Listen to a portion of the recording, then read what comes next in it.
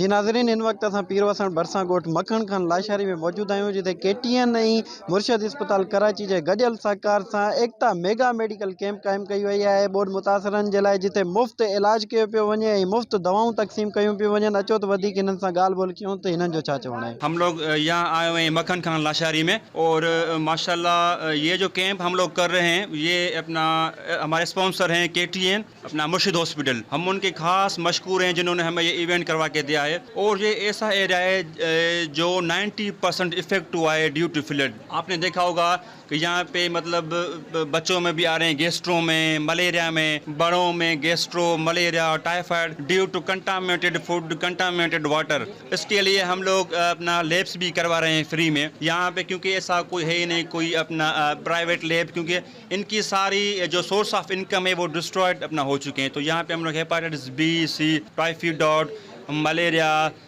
RBS ये सारी चीज़ें हम लोग करवा रहे हैं। माशाल्लाह हमने अभी तक 300 पेशेंट कवर कर चुके हैं। यहाँ पे जो मोस्टली जो डिजीज़ है जो हम पेशेंट देखे हैं वो मलेरिया के हैं, हेपाटाइटिस B और C के भी जो है तकरीबन काफ़ी पेशेंट्स पॉजिटिव हुए हैं। तो उनके लिए भी हम लोग माशाल्लाह ये सारी फैसिलिटीज़ उनको दे रहे हैं।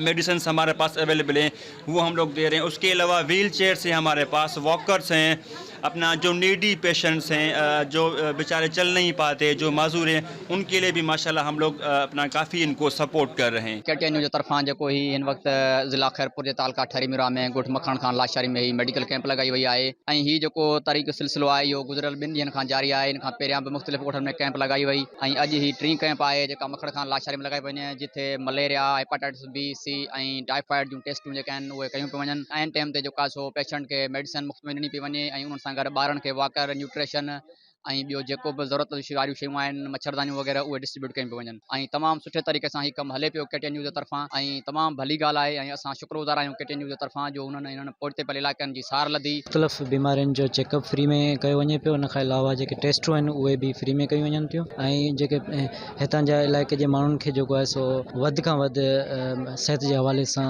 सहूलियतूं ॾिनियूं वञनि। उन हवाले सां उन्हनि में अवेयरनेस बि पैदा बि कई वञे, उन्हनि खे सम्झायो पियो वञे। उन खां अलावा उन्हनि खे मुख़्तलिफ़ बीमारियुनि जूं जेके सो मेडिसिन फ्री में ॾिनी पियो वञे। लगाई वही है वो मखण खान लाशारी में लगाई वही है जेका KTN ऐं मुर्शिद हॉस्पिटल जे तरफ़ां, जंहिंमें तक़रीबन हींअर 350 जे वेझो माना पेशेंट अची विया आहिनि जेके आहिनि, जंहिंखे जीअं असांजी मुर्शिद जी टीम जेका आहे उन्हनि खे बहितरीन नमूने सां माना ट्रीटमेंट करे रही आहे। ऐं इन हवाले सां कल्ह जेका असांजी कैंप हुई फेज़ में मोजाई में, उन में तक़रीबन 500 खां वधीक पेशेंट माना अची विया हुआ असां वटि। ऐं उन में मुख़्तलिफ़ उन्हनि जी मेडिसिन वग़ैरह हुई ऐं उन्हनि खे टेस्टूं वग़ैरह जेके मलेरिया जूं आहिनि ऐं ॿियो गेस्ट्रो वग़ैरह जूं हुयूं उन्हनि जूं टेस्टूं कयूं हुयूं। तक़रीबन उन में मलेरिया जी ज़्यादा हुई ऐं गेस्ट्रो वग़ैरह बि उन में हुयूं ऐं हेपेटाइटिस C ऐं B जूं बि हुयूं। गुज़ार आहियूं मुर्शिद हॉस्पिटल ऐं KTN जे तरफ़ां जन सैलाब मुतासिरनि लाइ कैंप हणाई आहे ऐं फ्री मेडिकल कैंप आहे, जंहिंमें टेस्टूं फ्री में कयूं थी वञनि, दवा फ्री में ॾिनी थी वञे।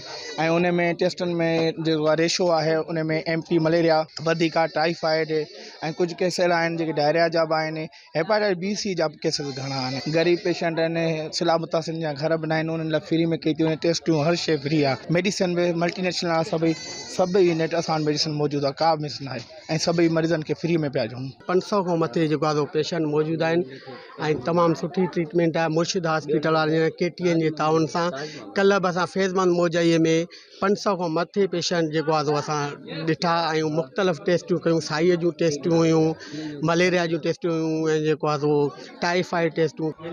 कैंप ॿुधी आहियूं, दवा ॾियनि था डॉक्टर, इन जे करे आया आहियूं दवा वठणु। बुखार आहे, जान में सूर आहे, हिते कैंप ॿुधी असां आया आहियूं दवा वठण लाइ। ॿोॾि मुतासिर आहियूं, हिते मुफ़्त में दवा पई मिले, उन करे आया आहियूं।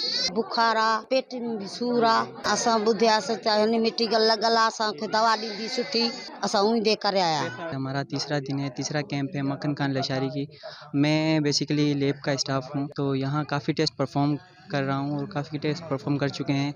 यहाँ तकरीबन अमूमन ये हेपेटाइटिस B और C के केसेस काफ़ी नज़र आ रहे हैं और इनमें यह है कि इनकी स्क्रीनिंग की जा रही है और फ्री ऑफ कॉस्ट है, जो इससे ये है कि फिर इनको सजेस्ट और PCR एडवाइस भी की जा रही है। जी नाज़रीन, तव्हां हिननि जो ॻाल्हियूं ॿुधियूं। हिननि जो चवणु आहे त असां मुख़्तलिफ़ इलाइक़नि में मेडिकल कैंप्स क़ाइमु कयूं आहिनि ऐं हिते जेको आहे बोर्ड मुतासिर इलाइक़नि में असांखे काफ़ी तर बीमारियूं जेके आहिनि उहे हेपाटाइटिस B, हेपाटाइटिस C ऐं मलेरिया जूं बीमारियूं नज़र आयूं आहिनि। कोशिशि कयूं था जेके सिंध जा मुख़्तलिफ़ इलाइक़ा आहिनि उन्हनि में बि अहिड़ियूं मेडिकल कैंप्स क़ाइमु कयूं वञनि। कैमरामैन हाजी अली अकबर सां फयाज़ अली ज़रदारी, KTN न्यूज़, पीरवसण।